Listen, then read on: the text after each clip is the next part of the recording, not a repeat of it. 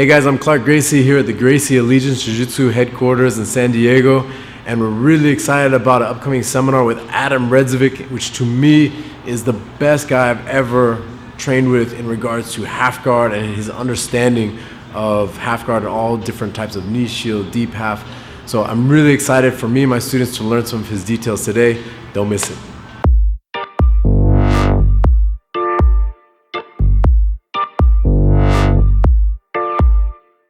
First concept I want to talk about is inside control versus outside control.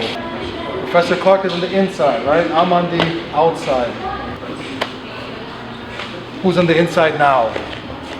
I'm on the inside. Now here's what I want you to feel. You're going to get your training partner, and I want you to get inside control and push them back a few feet. And your training partner is going to give you a little bit of resistance. I really want them to feel your push. So I'm going to push Professor Clark back. He's going to feel that. This is that invisible jiu-jitsu. But now he's going to put his hands on the inside. And I'm going to push him with the same amount of energy. And I'm going to see if I can push him back. Immediately you're going to feel that the person on the inside has got more stability. Even though it's not on your body, it's on your collars, it's still inside. So those are the same thing. Grab the collars and let's see that. Let's feel that. Ready? Another benefit of being on the inside, if I try to reach and grab his leg, what's stopping me from getting his leg? His hands, right? But what if I'm on the inside? It makes me more stable. You're not going to be pushed over so easily. But also when you lift your elbow, that hand can't block me from reaching to his body, his legs, his hips, his entire body.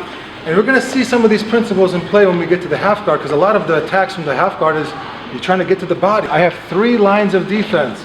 The first line of defense is your head. Like if we're squared up here and my head is on the same line or even lower, you can't grab my legs. If you try to grab my legs, my head is blocking you. If you're going to walk up to someone and get into your wrestling stance and you squat a little bit, if I'm walking into a double leg here. So you have to understand the importance of head positioning. If their head is lower than yours, they just beat your first line of defense. That's your head.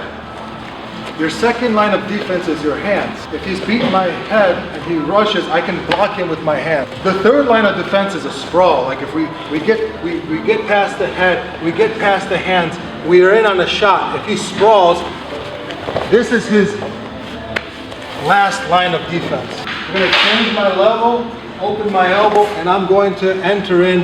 And my training partner is going to sprawl now. He's sprawling me to I have my hand on the floor, my palm. And now my head is going to shoot in that direction, low. And I'm pulling this leg in between mine, and we're going to start building our guard from here. Anytime I'm here, I'm on my side, as long as his head is on this side, you'll be surprised how little effort it takes to just start building a guard. When you feel comfortable with that, I want you to start in a front headlock. Training partner's got my head and arm. I'm going to post my leg, baseball slide next to them, get nice and close to them, and just start cleaning up the ankle. We're building our guard. Let's go. Ready? Another concept we should talk about really quick is ranges of guard. We're talking about half guard. That's a particular range. You have long range guards, you have mid-range guards, you have close range guards. So let me use you if you don't mind for one moment. We're going to consider this kind of like a mid-range guard. The knees, we'll call that the second line of defense. Anytime he passes these knees, this is now close range guard. So those are the lines you got to keep an eye on, because if you control the distance, you control the fight. We're going to do a couple of drills just to help us with the idea of managing the distance. Before we talk about sweeps and etc., if I can make this much space, simply connecting my elbow and knee together, it's a reset. Where is he now? He's in the long range guard. He's behind the feet. Okay. So knee in front of the shoulder, knee in front of the hip flexor.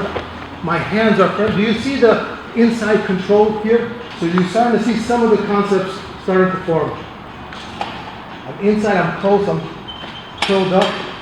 I'm gonna stretch my shoulders back, and now like a bullet, my knee comes towards my elbow. Put my foot on his hip, make him fight on this side. Okay, he was making progressions on one side potentially, now we change him on the other side. We're gonna do this just for a minute or two. We're starting off inside control, space with our shoulders, knee comes towards our face, towards our elbow, foot on the hip, and turn the hip. This is going to be an example of going from a mid-range guard back to a long-range guard. Let's give it a shot. Ready? So what's different here? We're behind the knee shield. They're going to have their hand on the hip. They can put this hand on the knee or the floor just to spring up until a knee is pointing. So I have a hook. Some people refer to this as like a reverse De La Riva guard. That's going to help me deal with this. If my leg is just completely limp, it's more likely that knee is going to start slicing past my guard, okay? So we're going to put a couple layers.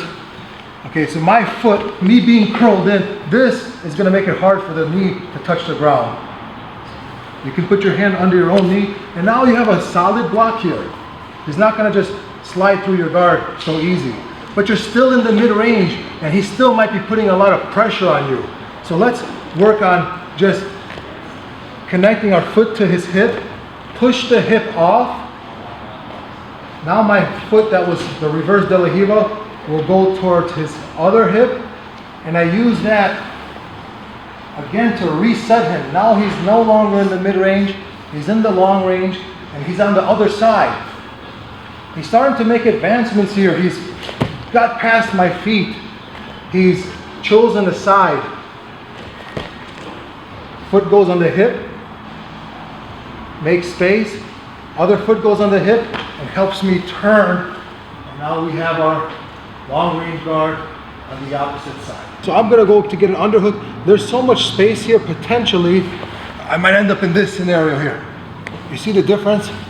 The whole goal is for us to control the range and for us to win the underhook. If the person on top gets the underhook, who's on the inside and who's on the outside? He's on the inside. If you've been here before, you know this could be a problem. You know, if I want to have less pressure, more mobility, it starts with managing the inside. So you're not going to see my arm. It's just going to be a crash here. I'm going to, then we raise the elbow, the underhook is born, and let's go through the series. Okay, gonna switch the feet. Another issue I see some people do here is they feel that they have to extract their foot out like this. Rather, just pull your knee to the side. Everything is gonna feel smoother here and you're gonna have good control. This position is called a dogfight. From here, if he doesn't protect his back, put your hands on the floor here. He just gave me his back, right? So anytime you get to this, get to your knees, you can expect someone to, what they call in wrestling, it's called a whizzer. What's this doing? What's this doing for him? I can't get to his back. So put your hand on the floor. Take it up, whizzer up. You see where I'm at? Now I got his back. So it's very natural, he's gonna defend his back. He's doing a good job. Okay, so from the whizzer, we have a few options. If he's torquing me hard, go ahead hard. We relax our arm. We call this limp arm, we got the back. From the whizzer, I can post my leg, establish the body lock and challenge his whizzer. I'm gonna tip him over towards this dead space and pass the guard. So here's what we're gonna do. We're gonna start from the knee shield. We're starting from the mid-range. You're gonna get close and you're gonna hit this basic attack, okay?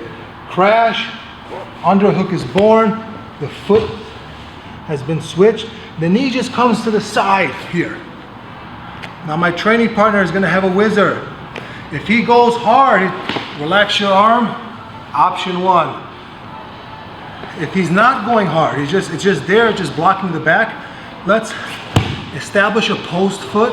Why? Because if I reach here, definitely I can start taking him down, but I kind of feel insecure here. If he gives me good pressure there, I might Good. be dragged back down. But if I put my foot there, I can comfortably give him a little, we call it gut wrench, hug the ribs, start pushing him with the help of that foot, and passing. How would you deal with someone doing this to you? So let's look at a couple ways we can deal with it. Okay, one more time.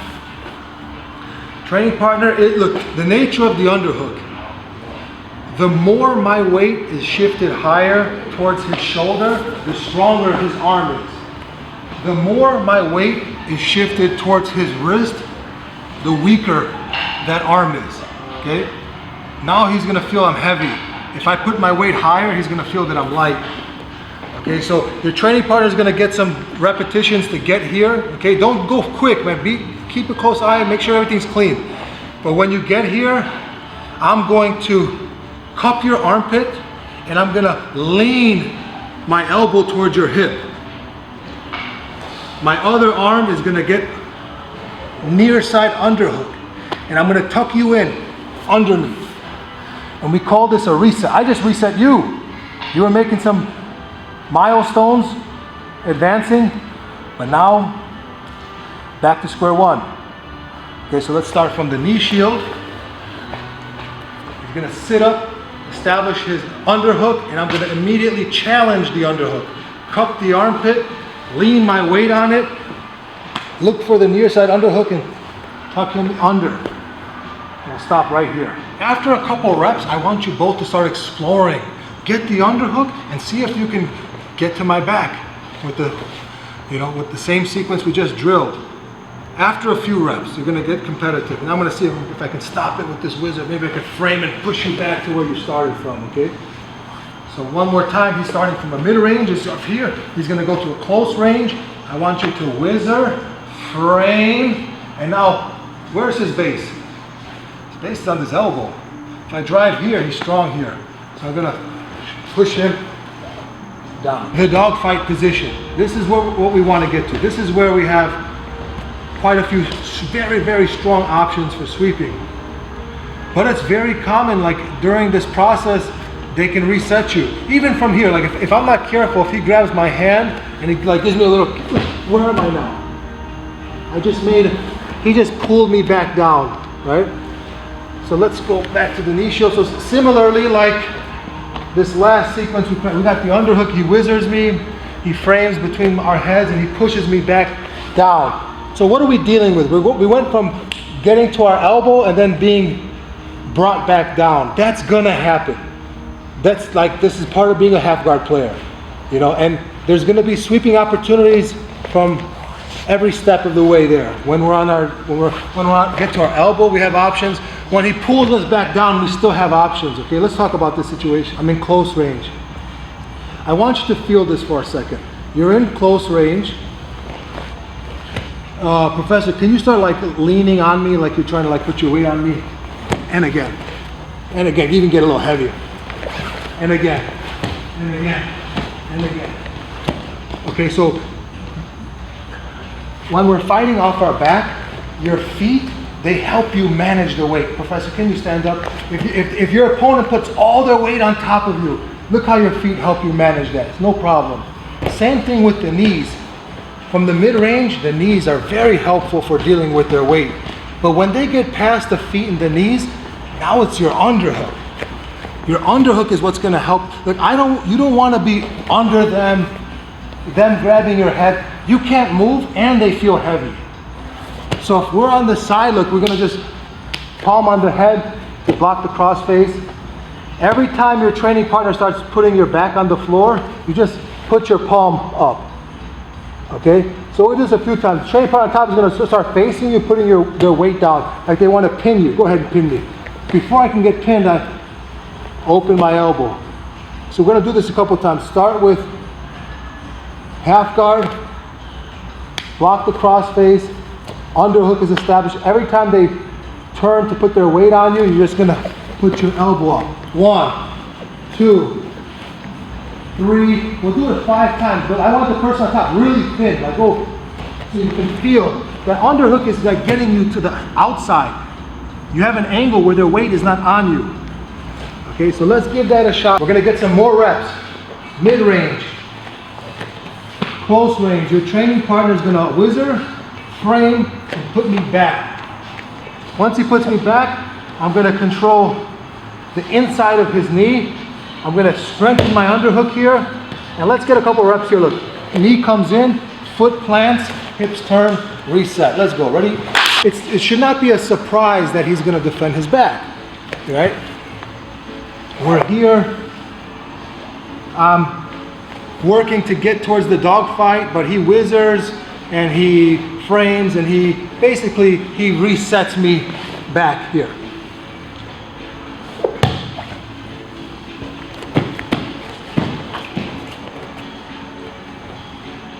This is where that foot switch comes in handy.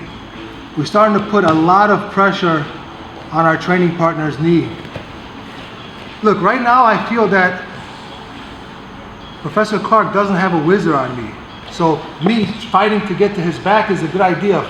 But sometimes, like I said, he whizzers, he resets you, and this is what you're dealing with. You're dealing with someone who's got a strong whizzer, and all we need is a little bit of pressure on us. If your opponent is disciplined and they're keeping their weight here, this particular sweep is not going to work.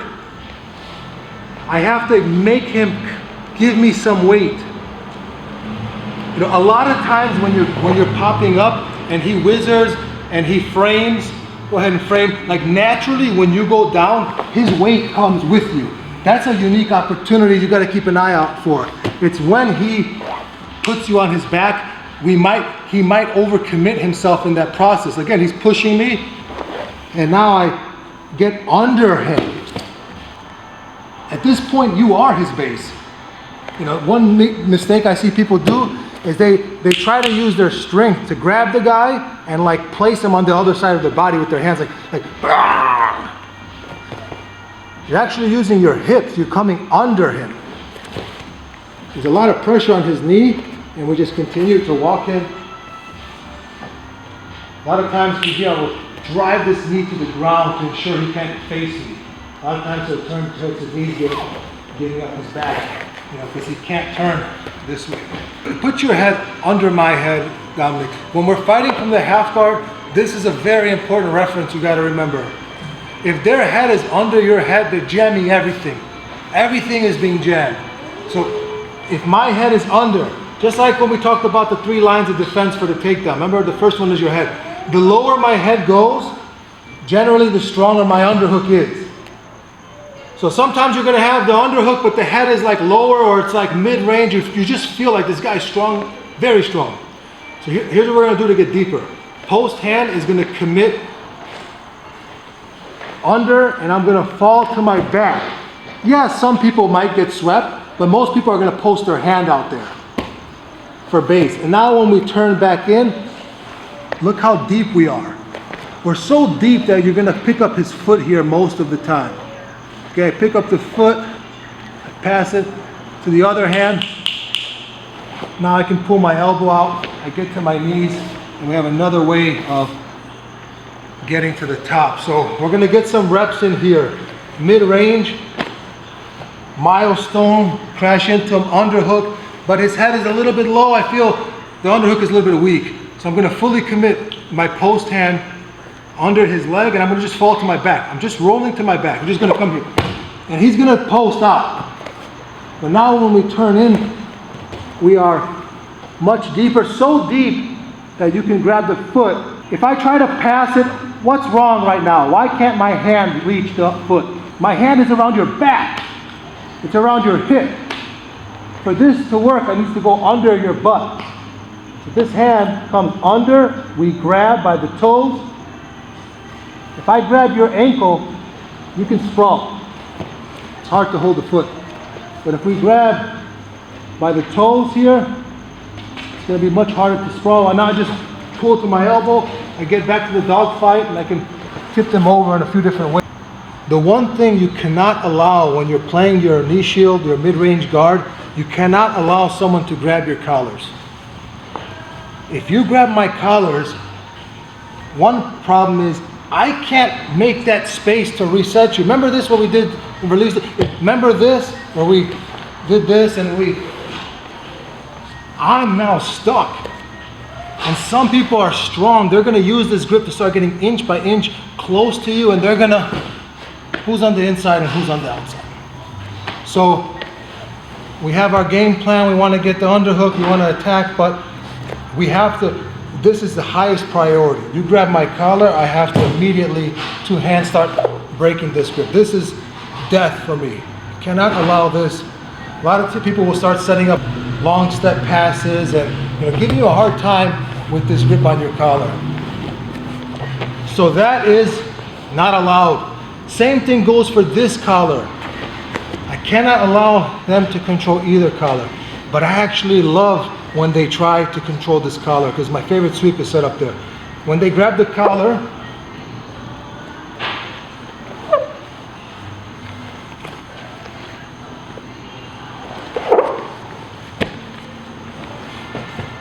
as soon as that grip breaks, boom, we're there to clean it up.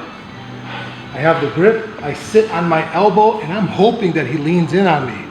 Because similarly, if he leans in on me, we can use that to get our hips under. But if they don't do anything, I can start pulling this arm, getting to my knees and fighting for the back. So it's very common when you get here, they're gonna naturally like turn and face you. That's what we're looking for. We're trying to get my hips under. Hit this sweep. Let's give that a shot. Ready? This is what I think is most commonly referred to as quarter guard. So just a couple notes. Professor, try to pull your leg out here. Like yank it out, 100%. I can hold on to it by pinching my knees together.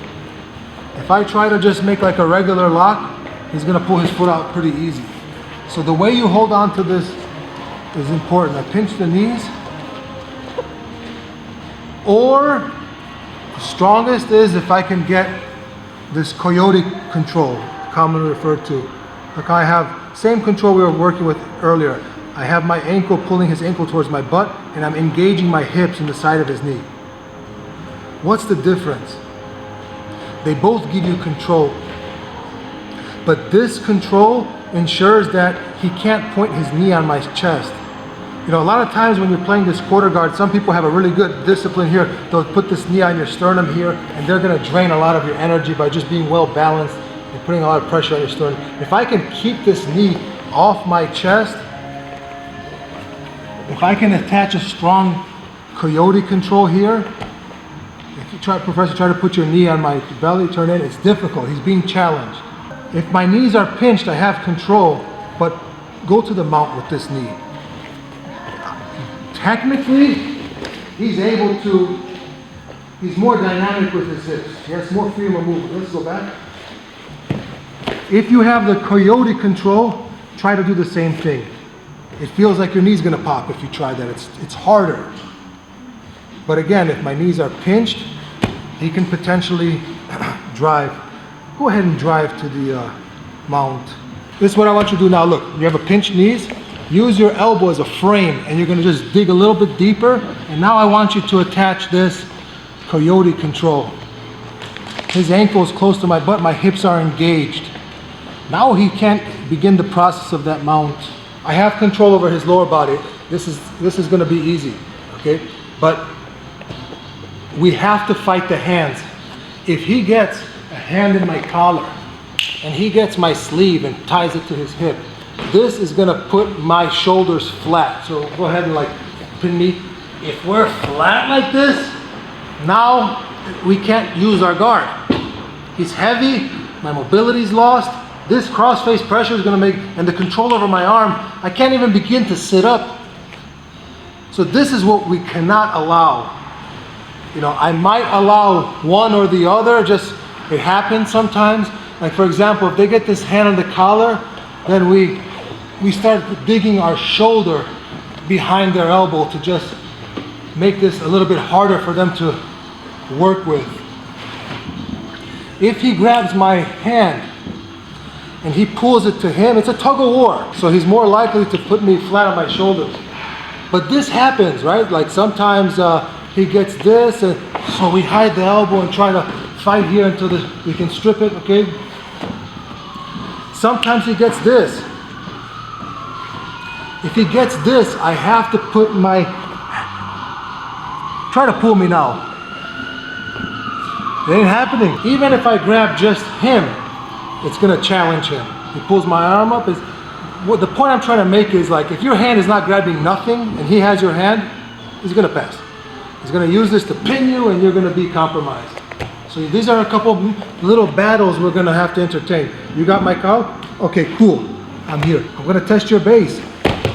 Oh, what's that? A lot of times when we're playing this half guard, if any time the foot becomes in reach, we block it. If I can step up, block, I sit to my elbow, ankle pick, drive the knee in the direction it doesn't bend. This is like an extension of your half guard, your sit-up guard. Because, and same thing, look, from the sit-up, if I'm here, you give me the ankle every time.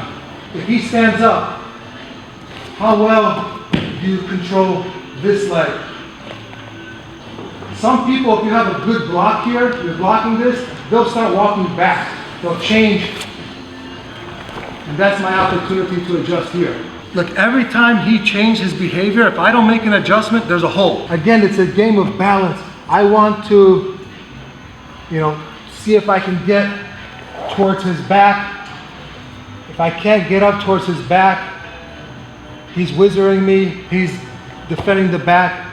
I might be able to use that to switch to the second option. But sometimes you're gonna deal with someone who's very patient.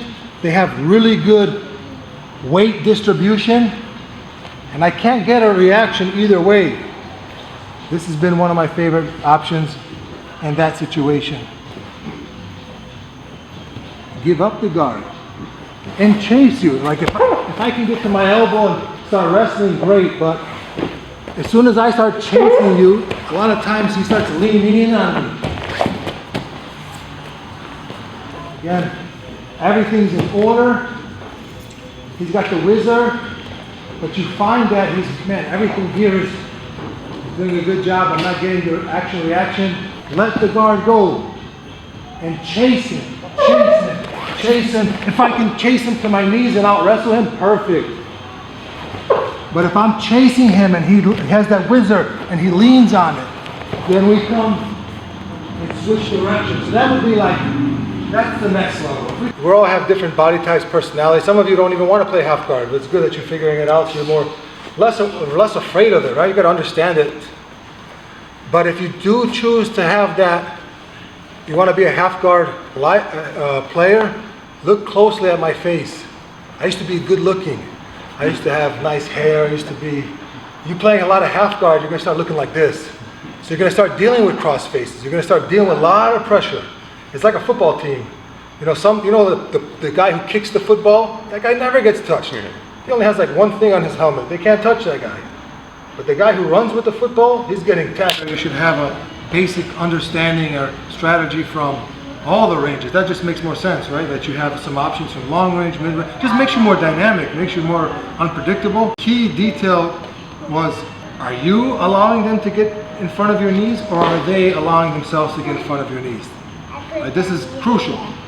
That dictates who's driving, who's leading the dance. It's that moment there.